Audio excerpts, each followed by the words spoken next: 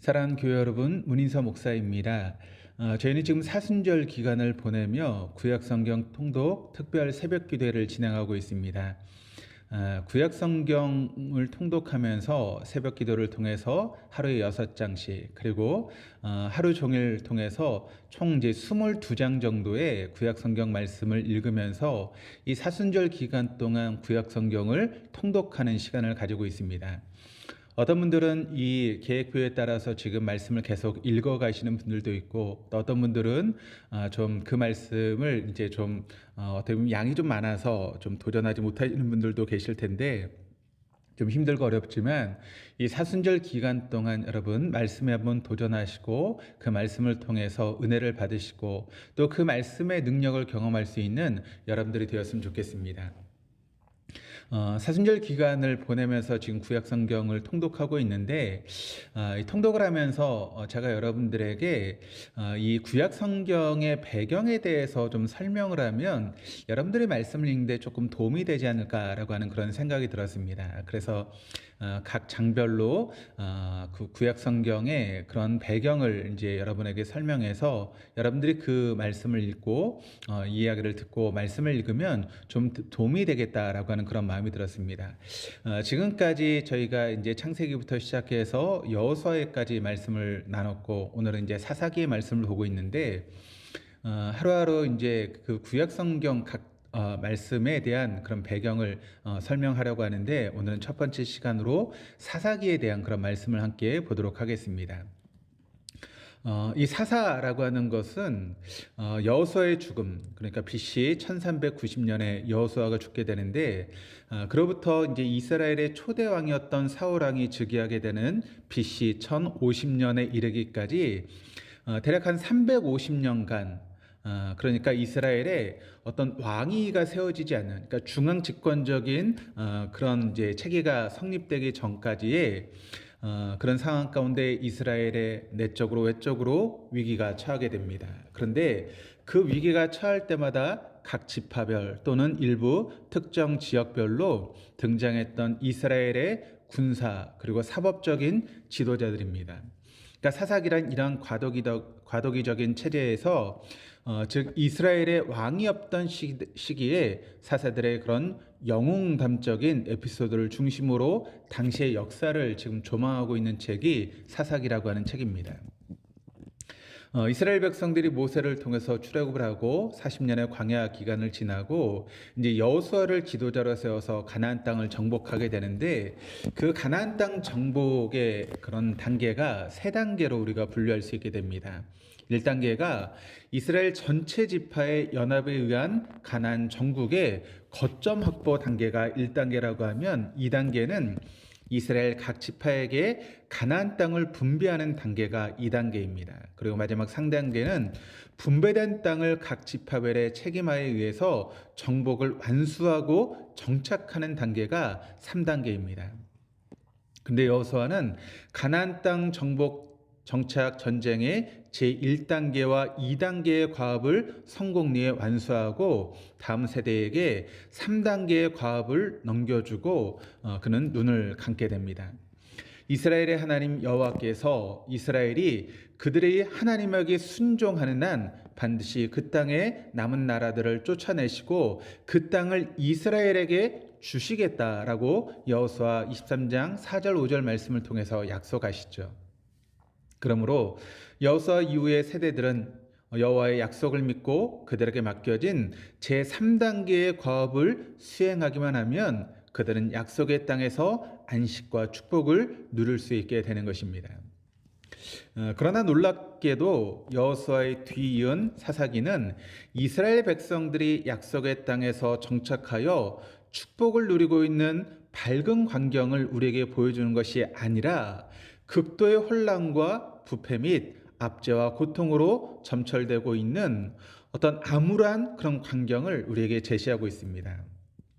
왜 상황이 여러분 이렇게 전개되고 있는 것일까요? 그것은 다름 아닌 여호와와 그의 명령을 저버린 이스라엘의 불순종과 배교의 그 이유가 있습니다. 즉 이스라엘 백성들은 가나안 족속을 다 진멸하라고 하는 하나님의 명령에 불순종하게 되고 그들의 일부를 남겨두게 됩니다. 그리고 곧이어 가나안 족속과 통혼하는 등 가나안인들의 문화와 생활에 동화되어 버리고 마는 것이 이스라엘 백성들의 모습이 됩니다. 그리고 급기야는 여호와를 버리고 바알들을 섬기는 배교의 길을 걷게 되는 것이 이스라엘 백성들의 모습입니다. 사사기는 이처럼 이스라엘에 왕이 없던 시대에 이스라엘 백성들이 걸었던 배교의 길과 그 결과 찾아왔던 종교적인 도덕적인 타락과 무정부 상태의 혼란을 제시함으로써 우리에게 어떤 신학적인 메시지를 던지고 있습니다. 그래서 우리가 사사기 후반부를 우리가 읽다 보면 어떤 말씀이 계속 반복되고 있는가 하면 그때는 이스라엘에 왕이 없으므로라고 하는 그런 말들이 반복적으로 사용되고 있는 것을 우리가 보게 됩니다. 그러니까 이스라엘이 지금 겪고 있는 외적으로부터의 압제, 공동체의 분열, 종교적인 혼란과 도덕적인 타락 등 모든 문제에 대한 이유를 무엇에서 두고 있는가 하면 이스라엘에 왕이 없었다라고 하는 그런 진술에 지금 농축시켜서 밝히고 있는 것입니다. 이는 또 다른 하나의 문장으로 말을 바꿔 진술할 수 있는데 이 말은 곧 이스라엘에는 왕이 필요하다라고 하는 그런 의미의 말이 되는 것이죠. 그러니까 이스라엘에 왕이 필요하다라고 하는 것은 1차적으로 왕정체제 초기에 이스라엘 백성들을 대상으로 한 그런 메시지입니다. 그러니까 여러분, 이 사사기의 말씀이 기록된 연대를 우리가 보게 되면 이스라엘의 초대 왕이었던 사울의 통치기인 BC 1050년에서 1010년 후반기에서 그 뒤를 이은 다윗이 여부스를 점령한 때인 BC 1004년 사이에 이 사사기의 말씀이 기록된 것으로 추정되고 있습니다.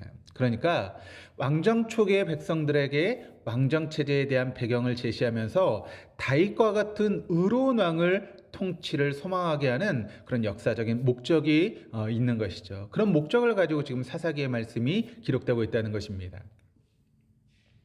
그러니까 왕정에 대해서는 하나님께서 이미 신명기에 계시한 바가 있죠. 신명기 17장 14절에서 20절 말씀을 보시면 하나님께서는 이스라엘 통치 제도로서 신정적인 군주제를 원하셨습니다.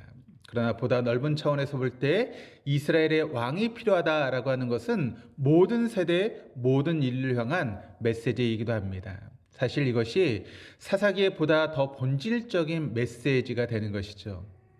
이스라엘 백성, 나아가 모든 인간이 절대적으로 필요한 것은 인간왕의 통치가 아니라 하나님의 통치라는 것입니다. 사사기의 혼란과 부패상의 진정한 이유는 이스라엘에게 인간의 왕이 없어서가 아니라 그들이 자신들의 왕이신 하나님을 버렸기 때문에 바로 그들에게 이런 어려움과 고난이 닥치고 있다라고 하는 것을 사사기의 말씀이 우리에게 보여주고 있는 것입니다.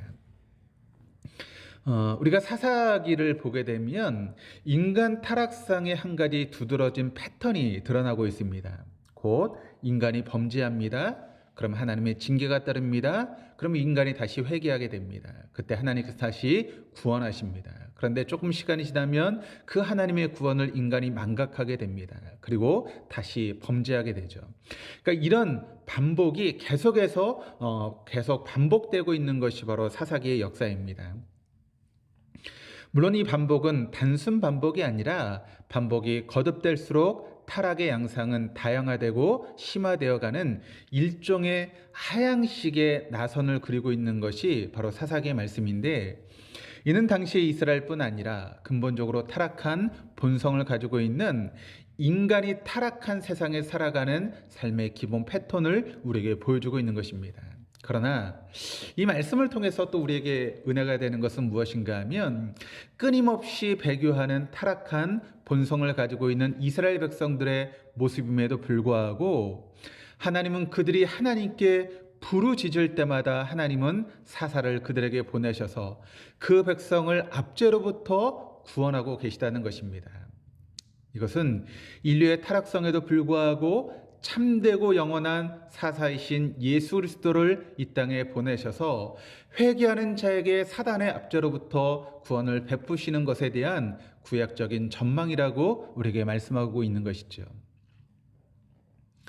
성경의 메시지들은 당대 백성들에게 말한 것으로 그치는 것이 아니라 다가올 미래의 세대, 곧 오늘의 백성들에게도 여전히 말하고 있는 것이고, 따라서 성경의 독자들은 그때 그곳의 일들을 지금 이곳의 일들로 우리가 바꾸어서 볼 수 있게 된다는 것이죠. 그렇게 볼 때 왕이 없으므로 사람마다 제 소견에 옳은 대로 행하는 백성들은 절대적 진리도 없이 개인의 주관성이 진리의 척도가 되어버린 후현대 시대에 살아가고 있는 현대 백성들, 우리들의 모습이 아닌가라고 우리가 생각해 볼 수 있게 되는 것이죠. 사사시대는 타락한 인류사 전체, 특히 오늘날의 포스트 모더니즘의 그런 시대를 우리에게 반영하고 있습니다. 어떤 다양한 출신 배경과 다양한 캐릭터들을 가지고 있는 사사들의 모습은 역시 다양한 배경과 성격을 가지고 있는 인간 군상들의 집대성이라고 할 수 있을 것입니다. 따라서 현대의 독자들은 먼 발치에서 어두운 사사시대의 풍경을 조망하고 지적하는 것으로 그쳐서는 안 됩니다.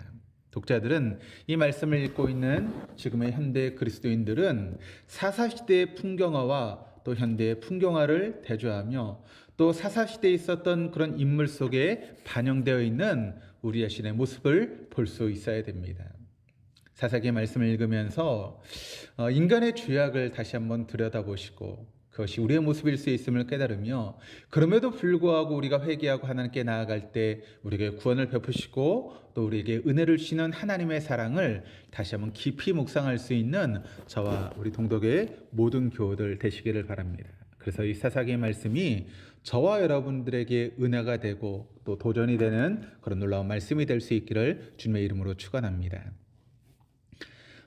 저희 집 진원이가 지금 확진을 받았습니다. 그래서 저도 어쩔 수 없이 한 주간 정도 좀 격리를 해야 될 것 같습니다. 저희 가정을 위해서 기도해 주시고 또 코로나에 확진돼서 어려운 가운데 있는 우리 성도들 또 이 땅을 위해서 여러분 기도해 주시기를 다시 한번 부탁드립니다. 내일은 또 계속 말씀을 통해서 우리가 구약에 대해서 함께 말씀을 나누는 시간을 갖도록 하겠습니다. 감사합니다.